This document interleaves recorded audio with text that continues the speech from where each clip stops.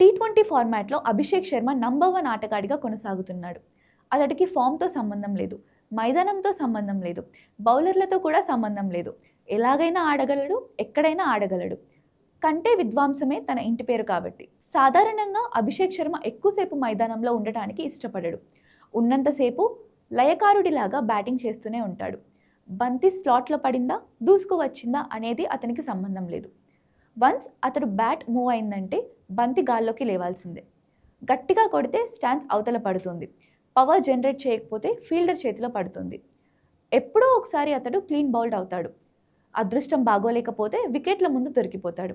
వేగంగా ఆడే అభిషేక్ చివరి వరకు బ్యాటింగ్ చేసిన దాఖలాలు చాలా తక్కువ. ఉన్నంతలో సరిపెట్టుకోడు. తాను ఉన్నంతసేపు అనుకున్న దానికంటే ఎక్కువ రావాలని కోరుకుంటాడు. అందువల్లే అతని బ్యాట్ నుంచి పరుగులు భారీగా వస్తూ ఉంటాయి. తొలిసారిగా ఈ ఐపీఎల్లో అభిషేక్ శర్మ ప్రారంభం నుంచి చివరి వరకు ఉన్నాడు.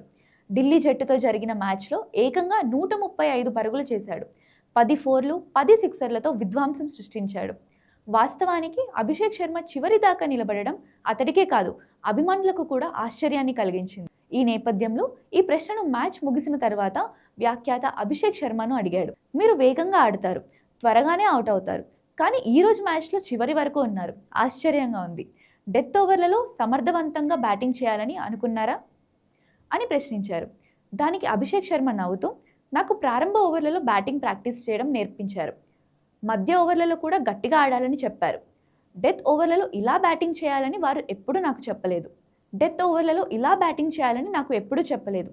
డెత్ ఓవర్లలో ఎలా బ్యాటింగ్ చేయాలో ఇప్పుడు అర్థమైందని అభిషేక్ సమాధానం చెప్పాడు. దీంతో అక్కడున్న వారంతా పగలబడి నవ్వారు.